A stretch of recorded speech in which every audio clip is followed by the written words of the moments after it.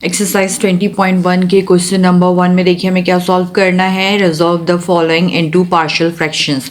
ठीक है, हमें एक रैशनल फ्रैक्शन गिवन है और हमें उसको पार्शियल फ्रैक्शंस में कन्वर्ट करना है। ठीक है, तो हम क्या करेंगे, पहले देखिए हमारे पास क्वेश्चन क्या है, 12 divided by x square minus 9। यहाँ पर हमारे पास 12 और divided by x square minus 9 है। ये हमारे पास रैशनल फ्रैक्शन है। रैशनल फ्रैक्शंस कौन सी होती हैं, जिसमें न्यूमरेटर और डिनोमिनेटर दोनों पॉलिनोमियल्स होते हैं। ठीक है, वो वाली फ्रैक्शंस रैशनल फ्रैक्शंस कहलाती हैं जिसमें न्यूमरेटर और डिनोमिनेटर दोनों पॉलिनोमियल्स होते हैं। अब पॉलिनोमियल्स कौन से होते हैं? पॉलिनोमियल्स वो अलजेब्रिक एक्सप्रेशंस होती हैं जिनकी जो डिग्री है वो या पावर जो है वो हमेशा होल नंबर्स में होती है। ठीक है, होल नंबर्स मीन जीरो या पॉजिटिव नंबर्स होंगे। ठीक है, अब यहाँ पे देखिए हमारे पास न्यूमरेटर में भी पॉलिनोमियल है, डिनोमिनेटर में भी पॉलिनोमियल है। 12 है, कांस्टेंट नंबर है।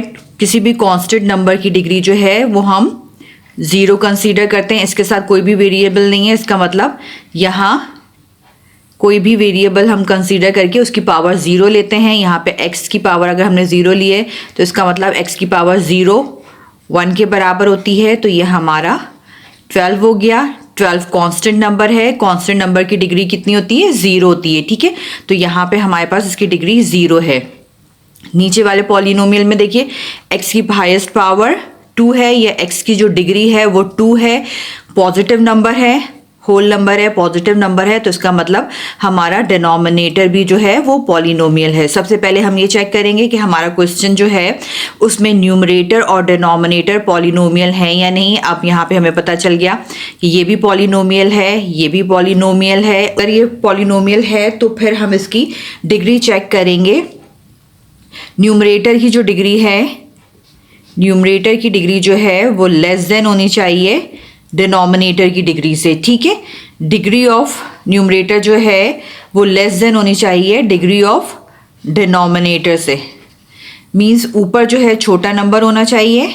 यहाँ पे देखिए जो हमारे पास क्वेश्चन गिवन है उसमें न्यूमरेटर की डिग्री कितनी है? ज़ीरो, और डिनोमिनेटर की डिग्री कितनी है? 2 है। तो 0 है लेस देन 2, तो इसका मतलब ये हमारी प्रॉपर फ्रैक्शंस है। ठीक है, प्रॉपर फ्रैक्शंस कौन सी होती हैं? जिनमें ऊपर छोटा नंबर होता है और नीचे बड़ा नंबर होगा, तो ये हमारी प्रॉपर फ्रैक्शन हो गई।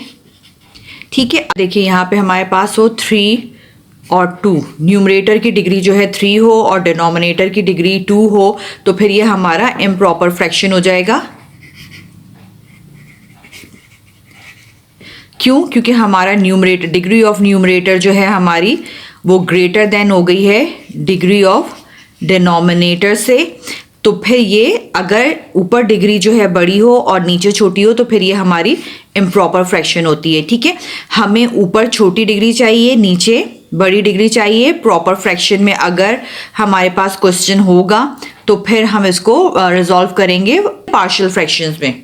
देखिए हमारा क्वेश्चन क्या गिवन है, हमें 12 divided by x square minus 9। पहले तो हम ये चेक करेंगे कि हमारा न्यूमरेटर और डिनोमिनेटर जो है वो पॉलिनोमियल है या नहीं। पॉलिनोमियल है। देखिए 12 कोई भी कांस्टेंट नंबर की डिग्री 0 होती है और ऊपर न्यूमरेटर में 0 डिग्री है और डिनोमिनेटर में जो है हमारे पास डिग्री जो है 2 है। तो इसका मतलब ये दोनों पॉलिनोमियल हैं। अगर ये पॉलिनोमियल है तो फिर हम ये चेक करेंगे कि वो प्रॉपर फ्रैक्शन है या इम्प्रॉपर फ्रैक्शन है। ऊपर 0 है डिग्री, ऊपर 0 है डिग्री, नीचे 2 है डिग्री, तो इसका मतलब ये प्रॉपर फ्रैक्शन है। अब हम इसको पार्शियल फ्रैक्शंस में रिजॉल्व कर सकते हैं। ठीक है, अब हम क्या करेंगे, हमें ज़्यादा जो गौर करना है वो डिनोमिनेटर पे करना है। ठीक है, अब यहाँ पे देखिए डिनोमिनेटर में हम यहाँ पे A square minus B square वाला फॉर्मूला अप्लाई कर सकते हैं। 12 डिवाइडेड बाय एक्स का होल स्क्वायर माइनस 3 का whole square, A square minus B square equals to A plus B, A minus B difference of square वाला formula हो गया, ठीक है। अब हम इसके यहाँ से दो फैक्टर्स बना सकते हैं। 12 डिवाइडेड बाय, एक दफ़ा पॉजिटिव साइन के साथ लिख दें और एक दफ़ा नेगेटिव साइन के साथ लिख दें। तो देखिए ये हमारे पास दो फैक्टर्स हो गए यहाँ पे, x+3 और x-3।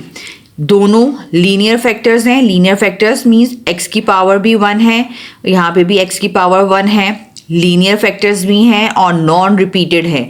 नॉन रिपीटेड मीन्स दोनों में से कोई भी ब्रैकेट एक जैसा नहीं है, कोई भी ब्रैकेट रिपीट नहीं हो रहा। जैसे यहाँ अगर x+3 था, यहाँ पे भी x+3 होता तो फिर ये रिपीटेड ब्रैकेट्स हो जाते।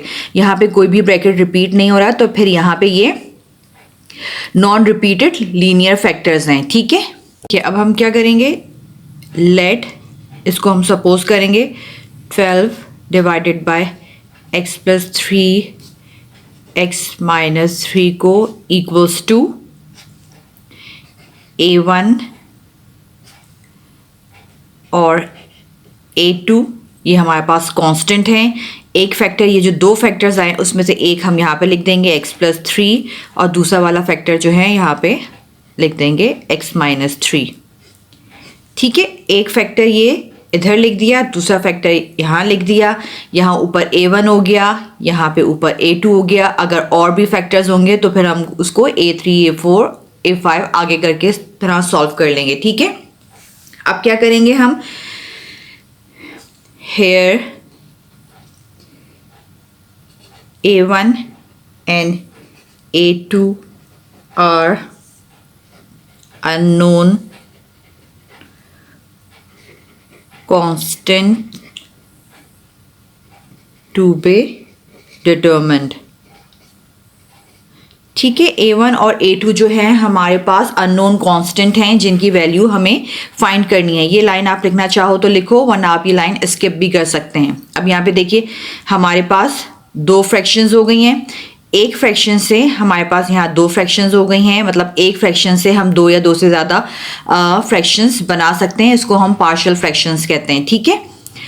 तो अब हम क्या करेंगे, यहाँ पे देखिए ये एलसीएम लेंगे, एडिशन ऑफ फ्रैक्शन करें तो इन दोनों के डिनोमिनेटर में देखिए एलसीएम क्या आएगा हमारे पास, x+3 x-3। ये हमारा एलसीएम हो गया।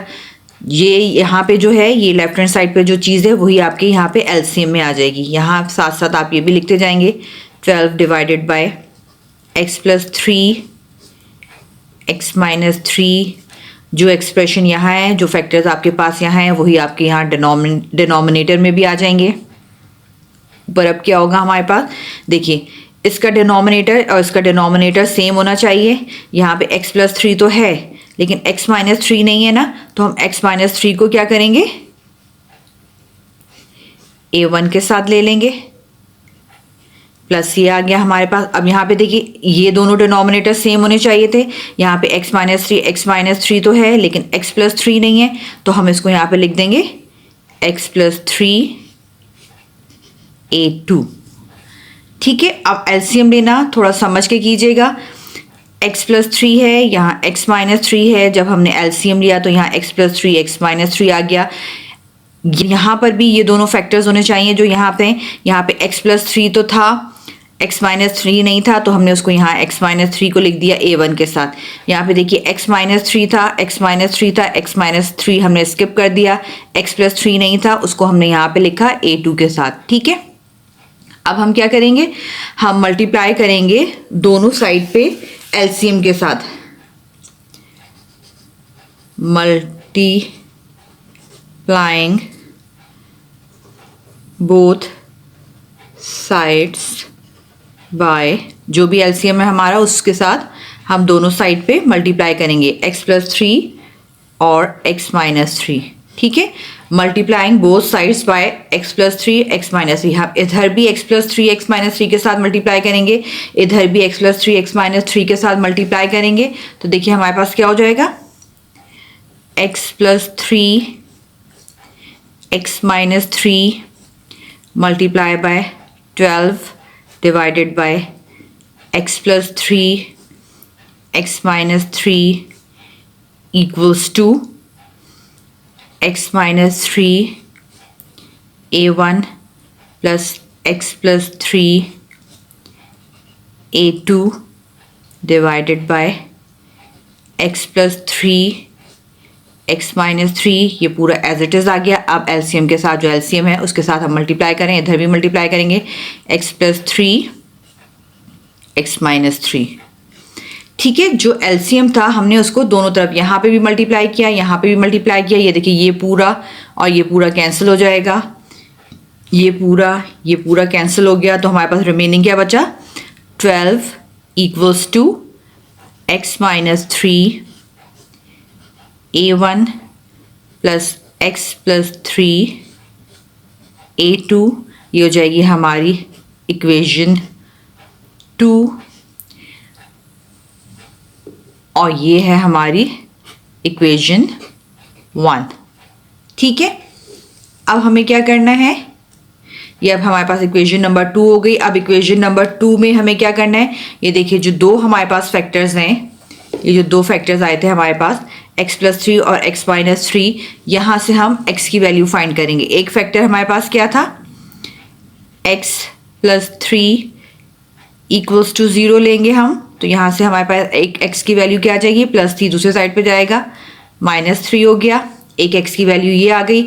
दूसरा फैक्टर क्या है हमारे पास, x माइनस 3 इक्वल्स टू 0 लेंगे हम, तो ये हो जाएगा हमारे पास x इक्वल्स टू 3, माइनस 3 दूसरे साइड पे जाएगा, पॉजिटिव 3 हो गया। ये आप साइड पे रफ वर्क में करेंगे। ठीक है, अब ये जो दो हमारे पास x की वैल्यू आई है उनको हम एक एक करके इक्वेशन नंबर 2 में पुट करेंगे।